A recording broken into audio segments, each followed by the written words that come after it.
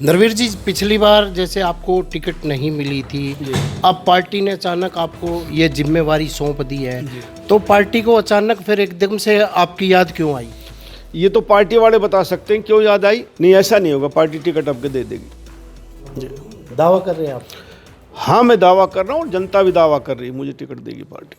Sir, एक इस तरह की भी चर्चा चल रही है लोकसभा को लेकर, गुरुग्राम को लेकर, राव इंद्रजीत की जगह आपको भी चुनाव लड़ाया जा सकता है, इस तरह की चर्चा चल रही है। और मुझे लगता है कि पार्टी मुझे चुनाव लोकसभा का नहीं लड़ाएगी। 3 लोकसभा के प्रभारी राव नरवीर सिंह जी आज हिसार पहुंचे। आज इन्होंने बीजेपी कार्यकर्ताओं की मीटिंग ली और चुनाव को लेकर खासकर मीटिंग ली गई, तो इनसे बातचीत करेंगे। सर, जो एक पार्टी ने आपको जिम्मेवारी सौंपी है, उस जिम्मेवारी को आप किस तरीके से जिम्मेवारी के साथ निर्वाह करेंगे? भारतीय जनता पार्टी ने पूरे देश में 543 लोकसभा सीटों को 146 क्लस्टरों में बांटा है। कहीं 3 लोकसभा का क्लस्टर बनाया, कहीं 2 का, जहाँ पर छोटे प्रदेश वहाँ 1 का, कुछ जगह पे 4 का भी बनाया है। हरियाणा में 3 क्लस्टर बनाए हैं, 3 लोकसभा के 2 और 1 4 लोकसभा का। मुझे 3 लोकसभा हिसार, रोहतक और सिरसा का प्रभारी बनाया है।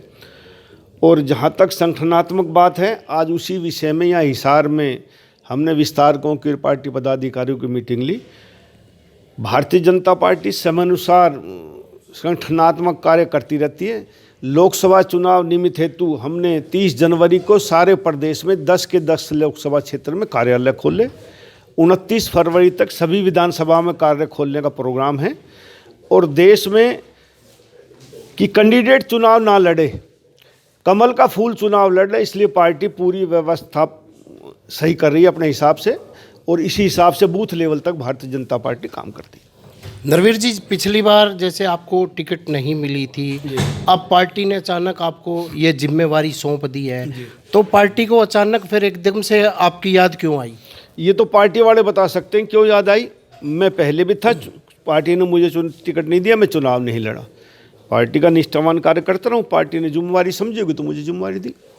जैसे आपकी बादशाहपुर से अभी तैयारियां चल रही है इस विधानसभा को लेकर, क्योंकि दावेदार काफ़ी है, तो ऐसे में आप क्या सोचते हैं आगे? क्योंकि दावेदार, अगर इस बार भी आपको टिकट नहीं मिलती तो आप क्या कहेंगे? नहीं, ऐसा नहीं होगा, पार्टी टिकट आपके दे देगी। दावा कर रहे हैं आप? हाँ, मैं दावा कर रहा हूँ, जनता भी दावा कर रही है, मुझे टिकट देगी पार्टी। सर, एक इस तरह की भी चर्चा चल रही है लोकसभा को लेकर, गुरुग्राम को लेकर, राव इंद्रजीत की जगह आपको भी चुनाव लड़ाया जा सकता है, इस तरह की चर्चा चल रही है। मेरी जानकारी में ऐसा नहीं है, और मुझे लगता है कि पार्टी मुझे चुनाव लोकसभा का नहीं लड़ाएगी। तो सर, अब जैसे भूपेंद्र हुड्डा, दीपेंद्र हुड्डा ये दावा करते हैं कि हम आगे 10 लोकसभा की सीटें जीतेंगे। ऐसे तो मैं क्या कहूँ, आप पार्टी भी कह सकती है, और इनेलो भी कह सकती है, और कोई छोटे दल होंगे वो भी कह सकते हैं, लेकिन भारतीय जनता पार्टी ने पिछले 2 चुनाव में अच्छा परफॉर्मेंस किया, और पिछले 19 के चुनाव में 10 के 10 लोकसभा सीटें जीती। और अब की टारगेट भी यही है कि भारतीय जनता पार्टी प्रत्याशी कोई भी आए, 10 के 10 कमल के फूल हरियाणा में खिलाने जा रही है। सर, एक विपक्ष का यह आरोप है कि जो आपकी पार्टी है बीजेपी, ईडी को, इनकम टैक्स को हथियार बनाकर इस्तेमाल कर रही है। सभी विपक्षी दल ऐसी बात करते हैं समय अनुसार, लेकिन आप ये देखिए, ईडी ने जहाँ भी छापा मारा हो, कोई ऐसे आदमी के तो नहीं मारा जहाँ कुछ ना मिला हो। जिन्होंने घपले किए, जिन्होंने पैसा जनता का लूटा, उसके ऊपर ये कार्रवाई की जा रही है, आम आदमी के ऊपर ये कार्रवाई नहीं की जा रही। अभी जैसे वर्तमान में भूपेंद्र हुड्डा से अब दूसरी बार ईडी ने पूछताछ की है, तो इसको लेकर आप क्या कहेंगे? नहीं, भूपेंद्र हुड्डा जी के ऊपर बहुत सालों से केस है, जहाँ तक मेरी जानकारी 8-9 साल से केस चल रहे हैं। समय अनुसार ईडी उनकी पूछताछ करती रहती है, अब उन्होंने फिर बुला लिया होगा। तो अब की बात की जाए, वर्तमान में जो हिसार लोकसभा को लेकर किस तरह की तैयारी है आपकी? नहीं, हम हिसार लोकसभा नहीं, पूरे हरियाणा में सभी जगह एक सी समान तैयारी है। 10 के 10 कमल पहले खिले थे, और 10 के 10 कमल खिलाने के लिए 10 लोकसभा में तैयारी हैं। अगर हिसार लोकसभा सीट की बात की जाए सर, ब्रजेंद्र सिंह वर्तमान में आपके सांसद हैं, कैप्टन अभिमन्यु भी दावेदार, रणजीत चौटाला भी अपनी दावेदारी लाइन में है। आपको क्या लगता है कि कौन ज़्यादा बेटर है? मैंने कहा ना, ज़्यादा बेटर की कोई बात नहीं। राष्ट्रीय नेतृत्व तो जिसको टिकट देगा, हम तैयारी कमल के फूल के निशान की कर रहे हैं। 10 की 10 लोकसभा कमल पे खिलें, ऐसी भारतीय जनता पार्टी संगठनात्मक तैयारी कर रही है।